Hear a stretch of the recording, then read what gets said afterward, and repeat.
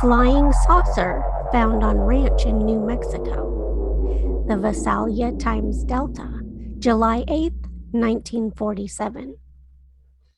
Pine Bush UFO hunters are a dedicated bunch. Press and Sun Bulletin, October 17th, 1988. Roswell, New Mexico, and Pine Bush, New York are both regarded as UFO capitals of their states. A great way to learn more about why is to explore the UFO museums that you'll find in both places, which is what we're going to do in this episode as we explore those museums and a couple of others in this episode of Macabre Museums.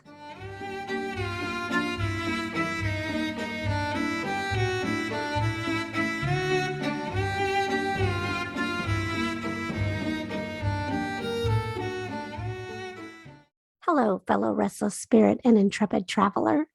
Thanks so much for tuning in to sail the airwaves with me. My name is Courtney Maroc, and I'll be your host and guide for this episode exploring out of this world UFO museums. Before we check out the Pine Bush UFO and Paranormal Museum in Pine Bush, New York, or what many consider the mecca of UFO museums, the International UFO Museum and Research Center in Roswell, New Mexico, let's first talk a little bit about how and when UFOs first entered America's consciousness. Although you can find references to aliens and unidentified flying objects in all cultures dating back centuries, even as far back as 1440 BC.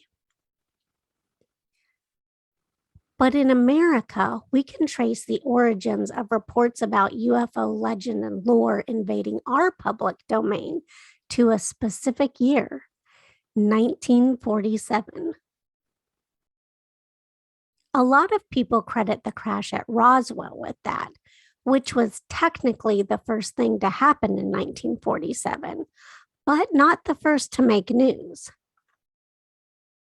We'll get to that, but first, let's talk about the other UFO sightings during the summer of 1947, after mentioning that they weren't called UFOs at first. Sometimes newspaper accounts referred to them as mystery airplanes, but another moniker eventually became the most common: flying saucers. We'll also learn exactly when that happened in this episode. Prior to the Roswell crash, there were other reports of UFOs. The flying discs began on June 25th without attracting great immediate publicity. The Owensboro Messenger reported in their article, "America's Great Flying Saucer Mystery could be a modern outbreak of fear-inspired folklore."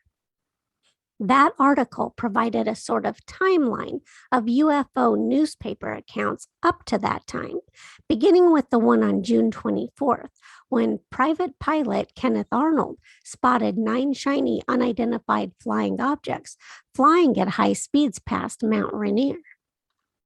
What makes his story interesting is that a prospector named Fred Johnson unknowingly corroborated it. Johnson was on Mount Adams when he saw 6 objects similar to what Arnold claimed to have seen. It was also June 24th and around the same time as when Arnold spotted the ones that he saw. But Arnold and Johnson weren't alone. There were at least 16 UFO reports in Washington state on June 24th. The Owensboro Messenger article went on to state that by July 3rd, flying discs had been reported in 10 states, mostly west of the Mississippi, and that the name had become flying saucers. But this article also contained another interesting nugget. The reports exploded overnight into national prominence when Captain E.J. Smith flew a transport plane out of Boise in early twilight. He, His first officer, Ralph Stevens, and stewardess, Marty Morrow, were quoted as agreeing that all of them saw first 5 and a little later 4 flying discs. Both flights seemed to be in loose formation. Smith thought at first they were other planes and blinked his lights, but received no answering signal. He too failed to identify the flying objects. The article goes on to say, on July 9th, the stories climaxed and burst like a bubble when an Air Force officer at Roswell, New Mexico, issued a statement that the flying disc had become a reality with the discovery of something of that sort on a ranch near Roswell. The burst bubble was the announcement that the debris had been taken for examination to Fort Worth and was identified as the radar target of a weather balloon. One of my favorite headlines about that came from the Corsicana Daily Sun on July 9th, 1947. Army disc ounce New Mexico find as weather gear. Remember when I mentioned earlier that the Roswell incident was technically the first to happen, but not the first to make news in 1947? I think that helped fuel the conspiracy theory that persists to this day. It was on June 14th, 1947, when rancher Mac Brazil noticed what looked like debris scattered in the desert near Roswell, New Mexico. As history explained it, it wasn't until newspapers reported UFO sightings in the area that he thought it might be related. It's no wonder, really, that people started declaring, cover up, conspiracy, since it took a while for the Roswell crash to make headlines, even though the debris was said to be found weeks earlier. But no sooner had the crash been revealed than it was quickly determined to be weather gear. I can see how that does look a little suspicious. Pine Bush, on the other hand, didn't have one major UFO event like Roswell did. Instead, it's had decades-long consistent sightings. So consistent, in fact, that it's not uncommon to see people pulled over on the side of the roads UFO hunting. In a 2021 article about aliens in the Hudson Valley, the Times-Union shared that locals have reported unidentified objects in the sky since the opening decades of the 20th century. One of the earliest reports I found of people admitting to searching the skies near Pine Bush for UFOs came from a 1988 Press and Sun bulletin piece that declared, Pine Bush UFO hunters are a dedicated bunch. But at first, they didn't really talk about what they saw. Then slowly they opened up to each other, especially after the Times Herald Record published, have you ever seen a UFO? If so, call this number.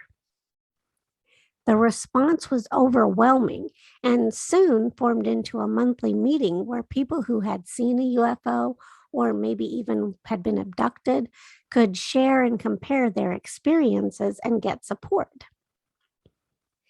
And that's something else that's key to point out. Unlike the Roswell incident, Pine Bush residents noticed that besides sightings, some also had more up close and personal experiences of the abduction variety in common too. Also, unlike the Roswell saucers, the types of crafts spotted in the Hudson Valley area differed. As the Times-Union reported, the descriptions have changed over the years from the traditional saucer shapes in the 1950s and 60s to boomerang-shaped vessels and football field-sized triangles hanging directly above the trees in the 1980s to intricate and unexplained lights that characterized sightings in the 1990s. Hanging is another key word. When craft are spotted, it's not for a fleeting moment. It's not uncommon for them to hover and hang in the air for upwards of 20 minutes at a time. Like Roswell now does with its annual UFO festival to commemorate the Roswell crash, Pine Bush also has an annual UFO fair to celebrate its UFO activity. It was the popularity of that fair, which started in 2008 as a small informal gathering of ufologists, but in 2019 drew over 7,000 visitors, which eventually led to the permanent Pine Bush UFO and Paranormal Museum opening in 2021.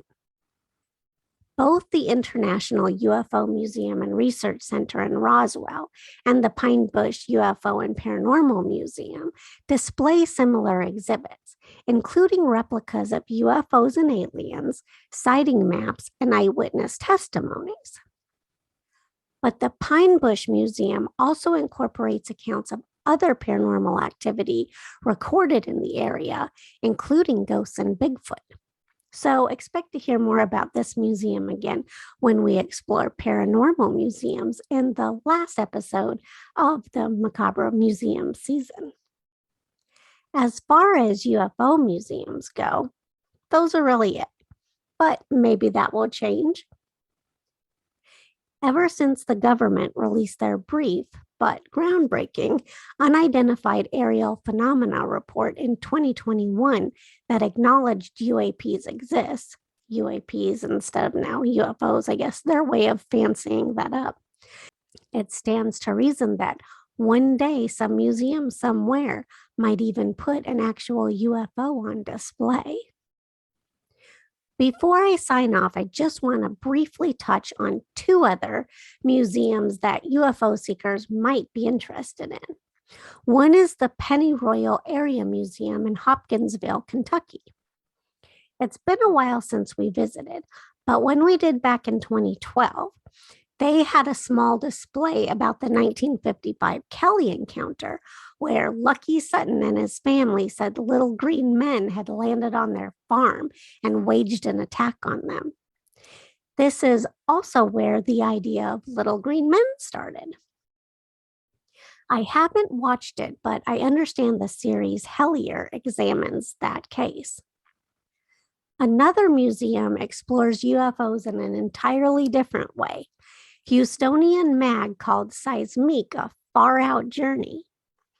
Inside this hybrid interactive art installation and museum, you'll find robots, space tunnels, alien statues, flying saucers, and much more, all of which you get to walk through in and overall be a part of. Their app lets you get interactive in another way too. Like you can change some things in the room, such as the lightings or the color scheme, or even apparently control a digital waterfall with your movements. I've never been yet, but from the photos that I've seen online, it really does look like a far out kind of place. And if I ever find myself in Houston, I will definitely be making a jaunt to Seismic. Thank you so much for tuning in and sailing the airways with me as we explored out of this world UFO museums for this episode of the Macabre Museum season here on the Haunt Johns podcast.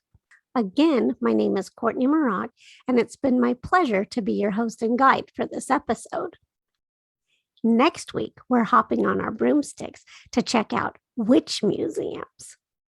The best way to make sure you're along for the ride is to subscribe if you haven't already.